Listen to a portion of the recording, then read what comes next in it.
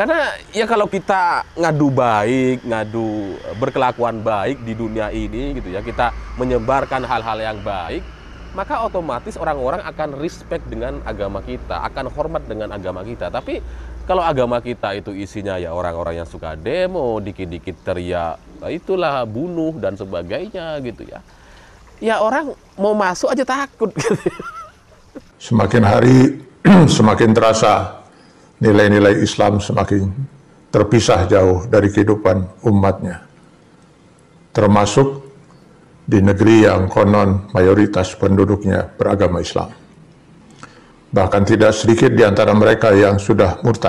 Shalom, saudara dalam Tuhan. Puji nama Tuhan, jumpa lagi dengan saya di kesempatan ini.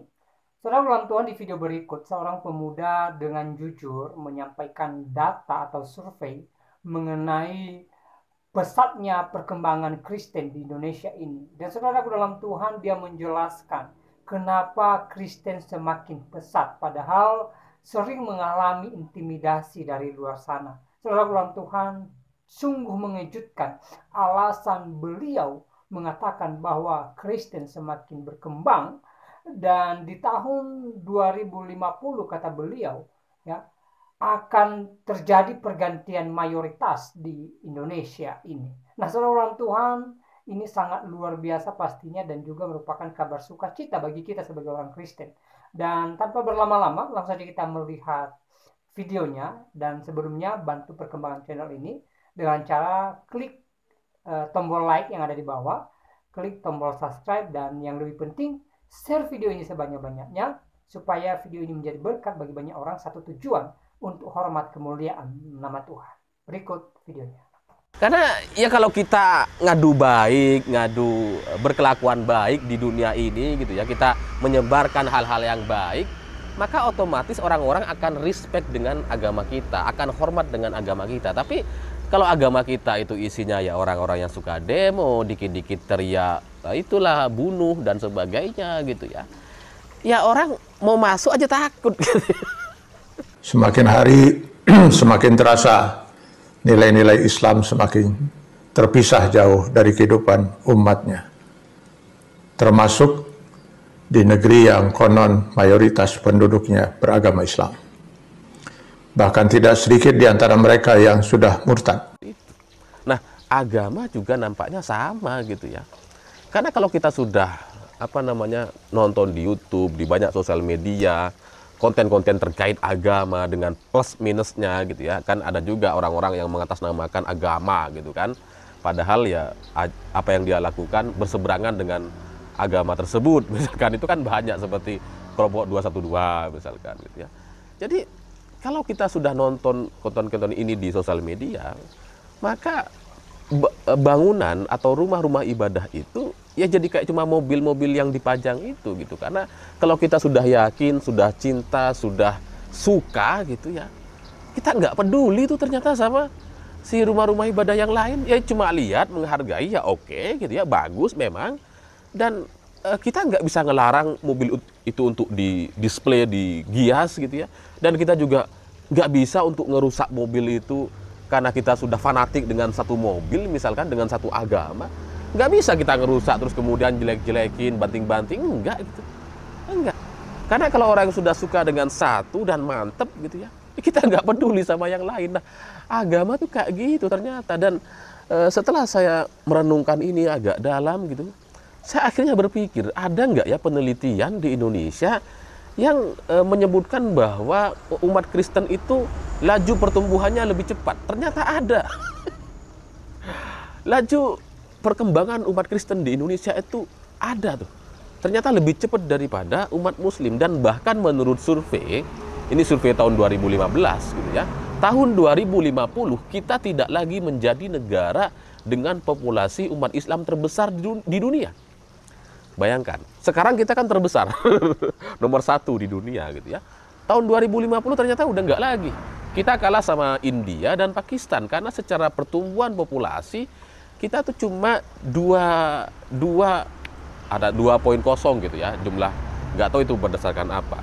Nah, sementara umat Kristen di Indonesia itu 2,6 gitu pertumbuhan, laju pertumbuhannya. Jadi ini kan menarik gitu. Ini gara-gara apa kira-kira? Kalau gara-gara jumlah anak bagi umat Kristen dan umat Islam, saya pikir kayaknya umat Islam itu lebih banyak anak-anaknya gitu. Kalau kita lihat gitu ya, secara akumulasi dan total gitu, kayaknya kita lebih banyak tuh jumlah produksi anaknya. Tapi kenapa secara jumlah pertumbuhan agama ternyata umat Kristen yang lebih banyak? Dari sini saya mengira-ngira gitu ya. Kayaknya ini gara-gara si penyebaran agama lewat sosial media itu atau lewat media mainstream itu jadi lebih efektif dibandingkan rumah-rumah ibadahnya. Karena rumah ibadah itu kan kayak gereja itu kan ditolak di mana-mana gitu kan, pembangunannya dipersulit, bertahun-tahun nggak keluar izinnya. Sementara masjid, wah, kita masjid di Indonesia ini ya, kita kalau kalian punya tanah terus kemudian punya uang, bangun masjid bisa itu. Nggak perlu izin sama yang lain-lain gitu. Beda sama gereja gitu, harus izinnya lengkap, dipermasalahkan, kalau nggak lengkap bisa digusur. Tapi kalau masjid, siapa yang berani gusur? Di desa saya tuh banyak tuh masjid-masjid yang dijadikan agunan ke bank. Jadi ada tuh lah cerita-cerita pengusaha nakal di Madura gitu ya. Jadi tanahnya itu dijadikan jaminan ke bank, pinjam uang, terus bangun masjid. Ketika kredit macet, bank ini nggak berani nyita. Jadi meskipun laju pertumbuhan jumlah gereja di Indonesia itu nggak pesat, nggak banyak, jauh lebih banyak masjid yang kalau tiap kita jalan itu selalu ada orang minta-minta amal untuk bangun masjid gitu ya. Ada masjid yang ya kecil dibongkar, dirobohin, bangun yang lebih besar gitu. Itu banyak terjadi gitu kan. Kalau gereja saya yakin, atau saya yang nggak tahu gitu, saya yakin kayaknya nggak ada tuh ya nggak gitu. Gereja dirobohin terus bangun yang besar tuh. Ada tuh nggak kira-kira di gereja di Kristen? Kayaknya kok jarang gitu ya. Nah, kalau kita sudah yakin dengan satu ajaran agama ini gitu ya, kita nggak peduli sama rumah-rumah ibadahnya, karena penyebaran kontennya, penyebaran ideologi dan penyebaran ajarannya itu lewat sosial media ternyata. Jadi dalam kesimpulan saya ya, kalau kita khawatir dengan jumlah penduduk Muslim di Indonesia yang terus kalah saing dengan umat Kristen gitu ya, menurut saya bukan rumah gerejanya yang kita kita tolak, tapi ajaran kita lah yang harus diperbaiki. Atau kalau kita mau ngelarang gitu ya, ya sudah, kita minta aja kepada YouTube untuk semua pendeta, pemuka agama yang non-Muslim gitu ya, yang di luar Islam di Indonesia itu tutup aja semua tuh channel-channel YouTube-nya gitu. Ada teman-teman saya yang pendeta tuh nanti protes, enggak, ini cuma kalau gitu ya. Kira-kira bisa nggak itu dilakukan gitu? Karena ternyata sosial media itu jauh lebih berbahaya, lebih cepat penyebarannya dibandingkan rumah-rumah ibadah ini gitu. Nah, saudara dalam Tuhan, sebelum kita melanjutkan mendengarkan penjelasan beliau, ya, mohon bantuan saudara untuk terus dukung channel ini dengan cara tekan tombol like, tekan tombol subscribe, dan yang lebih penting, share video ini sebanyak-banyaknya supaya melalui video ini banyak orang yang memuji, memuliakan nama Tuhan. Karena ya kalau kita ngadu baik, ngadu berkelakuan baik di dunia ini gitu ya, kita menyebarkan hal-hal yang baik, maka otomatis orang-orang akan respect dengan agama kita, akan hormat dengan agama kita. Tapi kalau agama kita itu isinya ya orang-orang yang suka demo, dikit-dikit teriak, itulah bunuh dan sebagainya gitu ya. Ya orang mau masuk aja takut gitu. ya jadi menurut saya gara-gara itu gitu, gara-gara terlalu banyak berita atau informasi terkait agama Islam di Indonesia yang diperburuk sama oknum-oknum ustadz, pemuka-pemuka agama yang katanya ulama dan sebagainya. Padahal itu nggak mumpuni secara ajarannya gitu. Mereka nggak pernah belajar, nggak pernah nyantri, tiba-tiba jadi ustadz. Banyak yang nggak gitu kan. Ada yang mu'alaf, baru belajar, langsung jadi ustadz. Buset. Itu gara-gara orang ini kayaknya kita jadi jengah gitu. Umat Islam tuh jadi jadi benci sendiri gitu. Kita kalau ngelihat teroris itu kan nggak sesuai dengan kita gitu kan. Tapi mereka kan mengatasnamakan jihad, fisabilillah dan sebagainya. Nah, orang-orang Islam ketika melihat konten-konten yang kayak gitu, melihat banyak orang yang membela teroris yang mati yang kemudian dianggap syahid, mukanya tersenyum dan sebagainya, bisa masuk surga dan sebagainya. Itu kan nggak sesuai sama banyak orang. Saya aja terus terang gitu ya. Saya terus terang kayak malu kadang-kadang dengan mereka ini gitu. Bahkan saya kadang, kok gini ya umat Islam di Indonesia gitu ya. Kadang-kadang sampai malu, cuma karena saya yakin dan saya punya ajaran agama Islam yang benar gitu ya, dan saya melihat mereka itu salah semuanya, jadinya saya tetap dalam ajaran agama Islam. Tapi yang di luar saya, misalkan orang-orang yang nggak belajar nyantri, nggak belajar kitab-kitab gitu ya, terus kemudian mereka ngelihat kelakuan ulama-ulama Islam di Indonesia yang ngejek-ngejekin agama lain, yang di salibnya ada jin kafir katanya. Itu kira-kira kalau kalian nggak belajar ajaran agama Islam yang benar, yang kuat gitu ya, dan baca banyak kitab, itu saya pikir kalian juga akan jengah dan saya nggak sesuai dengan agama ini. Pasti itu.